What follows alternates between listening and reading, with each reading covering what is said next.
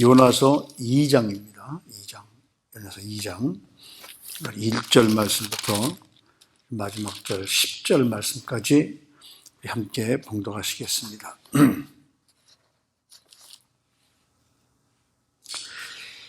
요나가 물고기 뱃속에서 그의 하나님 여호와께 기도하여 이르되 내가 받는 고난으로 말미암아 여호와께 불러 아뢰었더니 주께서 내게 대답하셨고 내가 수월의 뱃속에서 부르짖었더니 주께서 내 음성을 들으셨나이다. 주께서 나를 깊음 속 바다 가운데 던지셨으므로 큰 물이 나를 둘렀고 주의 파도와 큰 물결이 다 내 위에 넘쳤나이다. 내가 말하기를 내가 주의 목전에서 쫓겨났을지라도 다시 주의 성전을 바라보겠다 하였나이다. 물이 나를 영혼까지 둘러싸우며 깊음이 나를 에워싸고 바다풀이 내 머리를 감쌌나이다. 내가 산의 뿌리까지 내려가 싸우며 땅이 그 빗장으로 나를 오래도록 막아 싸우나 나의 하나님 여호와여 주께서 내 생명을 구덩이에서 건지셨나이다. 내 영혼이 내 속에서 피곤할 때에 내가 여호와를 생각하였더니 내 기도가 주께 이르러 싸우며 주의 성전에 미쳤나이다. 거짓되고 헛된 것을 숭상하는 모든 자는 자기에게 베푸신 은혜를 버렸사오나 나는 감사하는 목소리로 주께 제사를 드리며 나의 소원을 주께 갚겠나이다. 구원은 여호와께 속하였나이다 하니라. 여호와께서 그 물고기에게 말씀하시매 요나를 육지에 토하니라. 아멘.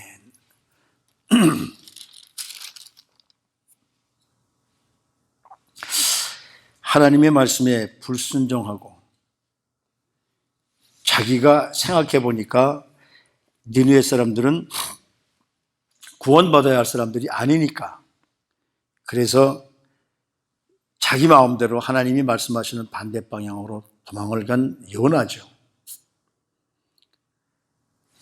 그래서 그 요나가 도망을 가다 보니까 요나와 함께 했던 배가 파손할 지경에 이를 정도로 풍랑을 만납니다. 그러니까 한 사람이 얼마나 중요한가, 한 사람이 잘못 때문에 말미암아 함께 있었던 모든 사람들이 지금 엄청난 위기를 당하게 되죠. 그리고 자기는 아닌 것처럼 배 밑창 가서 잠을 자고 맙니다. 왜 잠을 잘까요? 깨어있으면 뭔가 모르게 불안하니까 잠을 청해버리는 거죠. 그때 믿지 않는 사람을 통해서 지금 내가 여기서 잠잘 때냐? 하나님은 그 사람들을 통해서 요나를 깨우십니다. 운전자론을 얘기하는 한국의 그 지도자. 그 한 사람이 얼마나 중요한가. 이젠 하나님께서 모든 것을 요나로 하여금 일을 할 수 있도록 준비하십니다. 요나는 도망갔지만 하나님은 요나를 하나님의 일을 할 수 있도록 하나님이 붙드시는 거죠.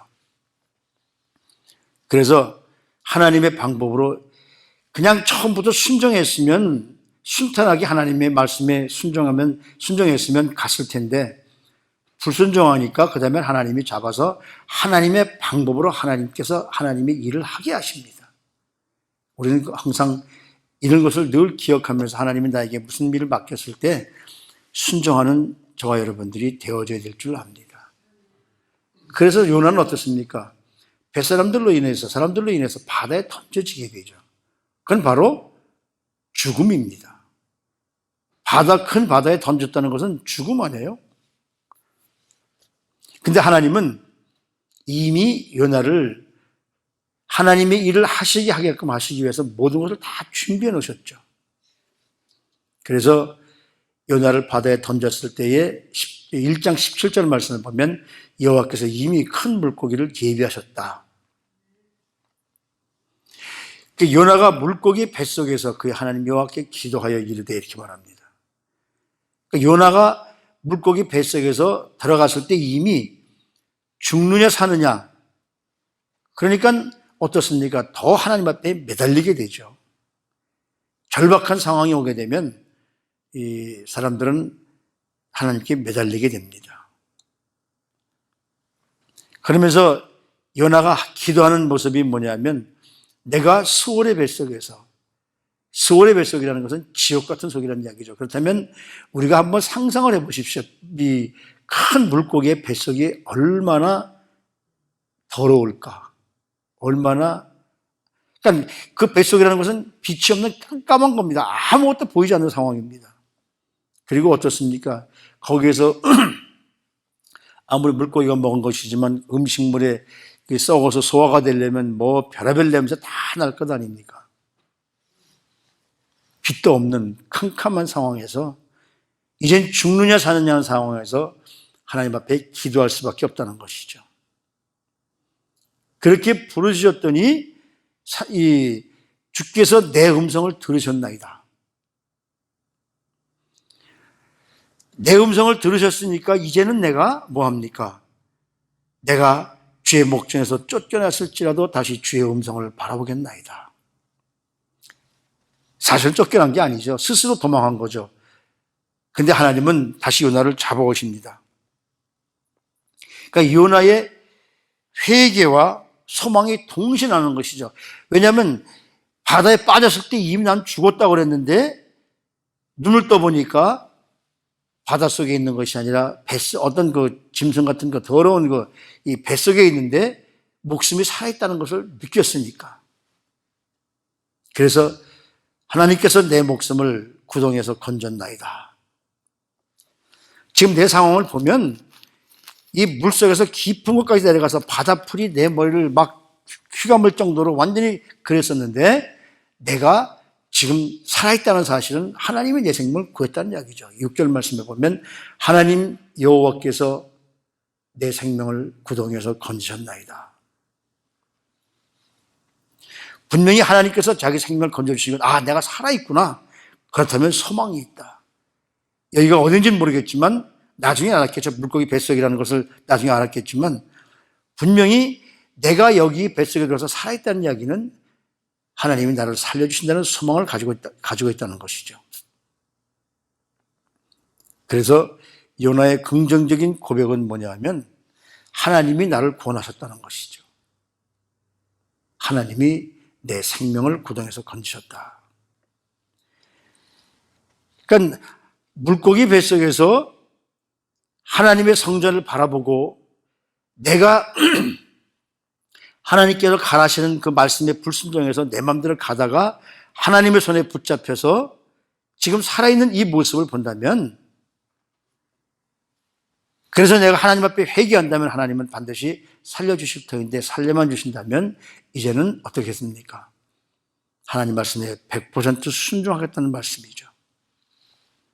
그래서 절박한 상황에서의 기도는 하나님이 응답해 주시는 기도, 그 응답이 빠르다는 겁니다.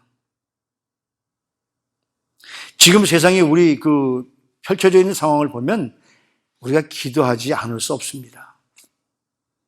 이 중공 바이러스 때문에 어렵죠. 거기서 어렵다가 조금 살만한데 또다시 셧다운을 시켜서 또다시 일을 못하게 하는 이런 상황이 왔죠. 그러면서도 하나님은 요나에게 다시 기회를 주시는 것처럼 기도하고 엎드리는 우리에게 하나님은 다시 한번 기회를 주실 수 있을 줄로 믿습니다. 그래서 요나가 기도하는 거예요. 나는 감사의 목소리로 하나님 앞에 예배를 드리며 이제부터는 내가 하나님이 나에게 말씀하신 그 서원을 내가 갚겠나이다. 이제 내가 이런 상황이 되고 나니까 구원이 주께로부터 온다는 것을 다시 한번 깨달았습니다. 우리 앞에 간절히 기도해야 할, 부르짖어야 할 그러한 어려움이 있다면 하나님이 어떻게 나를 쓰시기를 원하시는가? 그래서 하나님 앞에 엎드려야 될 줄로 믿습니다. 그랬더니 여기 10절 말씀에 보면 여호와께서 그 물고기에게 말씀하시며 요나를 육지에 토하게 하니라. 아마 뱃속에서 그냥 막 땅이 아니죠. 뭐 뱃속을 막 치면서 막 했겠죠. 그러니 우리 그 속에 회충이 있어 꾸불꾸불대도 옛날에 보면 아프잖아요. 그런데 얼마나 그 물고기가 뱃속이 거북했겠습니까? 하나님께서 토하게 만드시는 거죠. 절박한 상황 속에서 절박한 기도, 회개하며 기도하는 요나의 기도를 하나님이 들어서 응답하신 것이죠. 그래서 그 물고기로 말미암아 요나를 토하게 만드시는 겁니다. 나중에 보면 3일 만에 이 물고기에서 토해서 이제 육지로 나왔을 때, 육지로 나온 그 요나는 어떨까요? 아, 하나님이 이렇게 신속하게 응답하시는구나. 하나님이 응답하시는 기도의 응답은 가지각색입니다. 즉각적으로 응답하는 경우도 있고, 또 응답이 늦어진 경우도 있지만, 그것은 내 뜻이 아니라 하나님의 뜻이죠. 기도라는 것은 내 뜻을 이루기 위해서 하는 것이 아니라 하나님의 뜻을 발견하고 하나님이 나에게 무엇을 하게 하실 것일까를 깨달아서 그 말씀에 순종하겠다고 고백하는 것이, 이것이 진정한 기도입니다.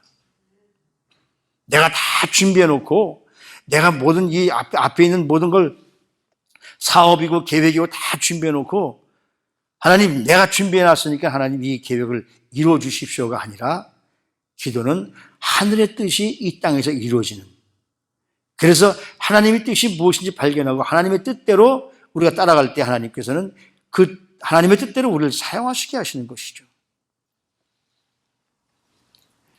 도망가는 요나는 예수님께서 마지막 겟세마네 동산에서 하나님 앞에, 아버지여 할 수만 있으면 이 잔을 내게서 피하게 해주시면 안 됩니까? 이건 어려운 상황에서 인간적으로 할 수 있는 기도죠. 그러나 하나님은 안 돼. 너는 온 인류를 위해서 그들 대신에 넌 죽어야 돼. 십자가에서.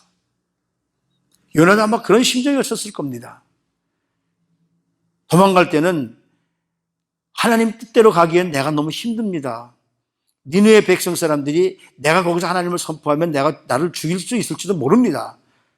그래서 사람의 뜻을 바라보면서 도망갔던 거죠. 그런데 이 물고기 뱃속에서 요나의 고백은 내 뜻대로 마옵시고 아버지의 뜻대로 하옵소서. 그러니까 하나님이 그 기도를 응답하시고 요나를 육지에 토하게 된 것이죠. 우리 기도하는 사람들은 오랜 수고와 노력을 한 대가로 응답을 받을 수도 있습니다. 그렇지만 하나님이 우리를 급하게 사용할 수밖에 없는 상황이라면 하나님은 즉시 우리의 기도를 응답해 주실 것이라는 것이죠.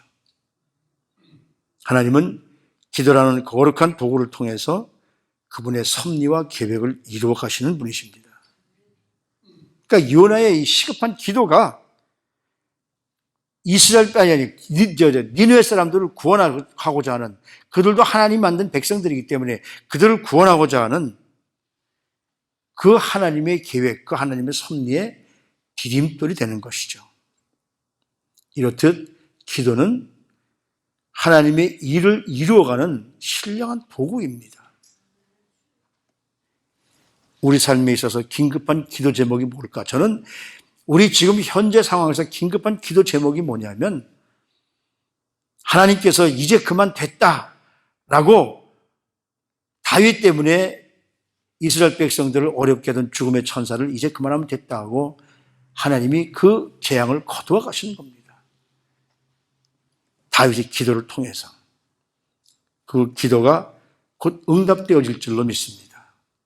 안타까운 것은 지금 이것 때문에 우리가 또다시 한번 셧다운 때문에 예배도 받지 못하게 그냥 이렇게 되고 있지만, 우리가 절실히 기도하면 하나님은 반드시 응답해 주십니다. 그 홍성욱 목사님이라는 분이 쓴 그 교회만이 희망이다라는 그 책의 내용에 이런 내용이 나옵니다. 그 목사님이 중학교 1학년 때, 그러니까 이 변두리 지역에서 많은 사람들이, 이제 학생들이 그 스케이트 붐이 일때인데, 그때만 해도 집이 가난하고 여의치 못하니까 이 홍성호 목사는 중학교 1학년 때니까 어렸을 때 아닙니까? 그때 자기는 스케이트를 못하고 썰매를 탔다는 거죠.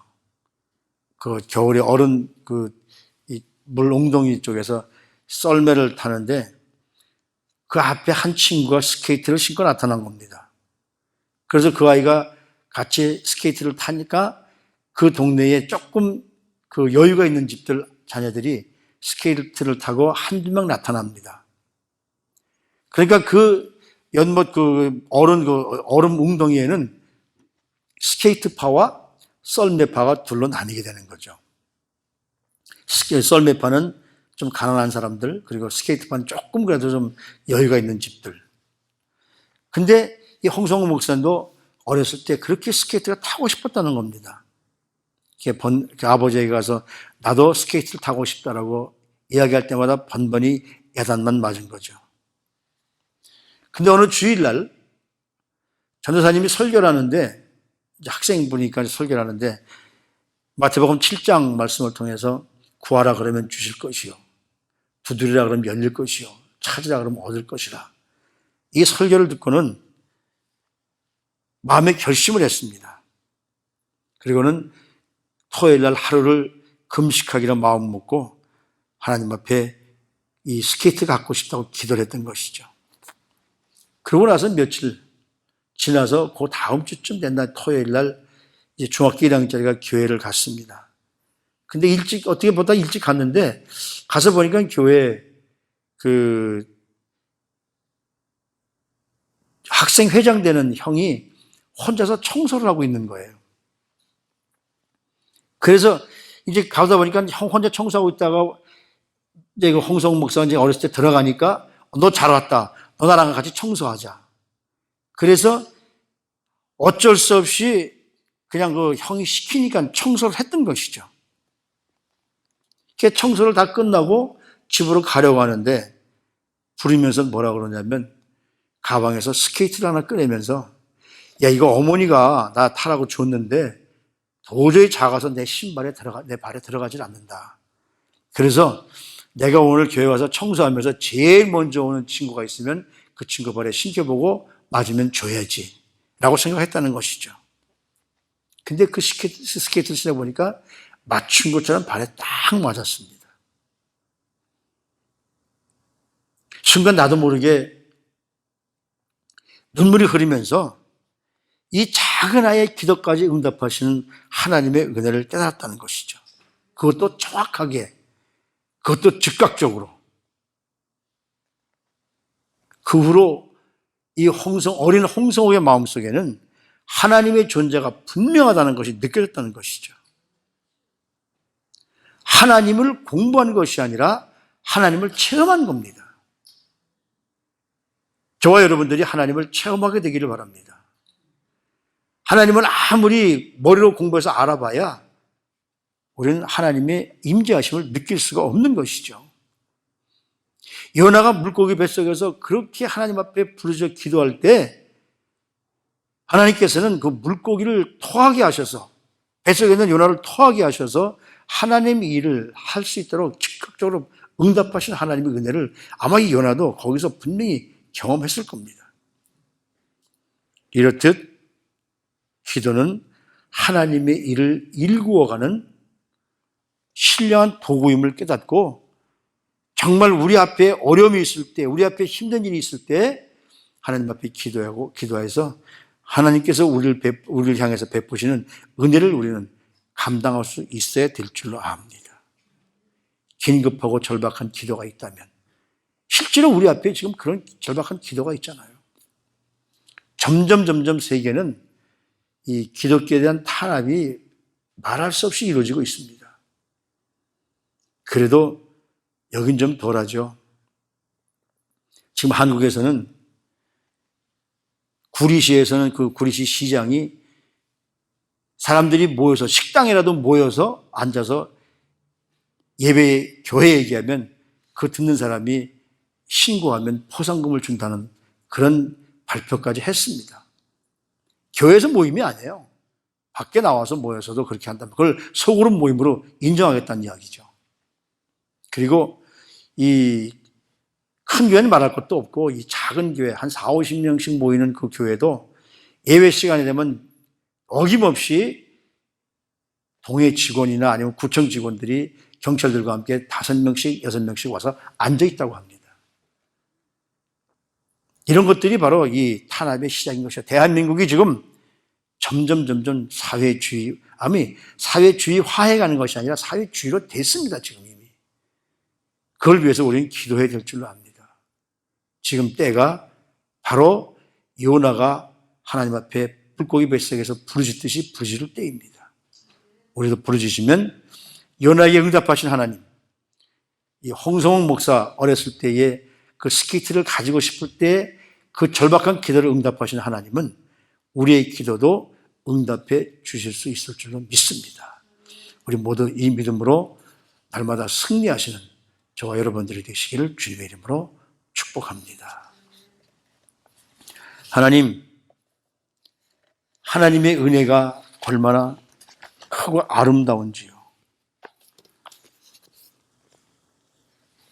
정말 고난당하고 힘들고 어려울 때 여호와의 이름을 부르기만 하면 하나님은 응답해 주시는 분이심을 다시 한번 깨닫습니다. 응답해 주시는 것만이 아니라 하나님의 계획과 섭리를 이루어 주시는 분이심을 다시 한번 깨닫습니다.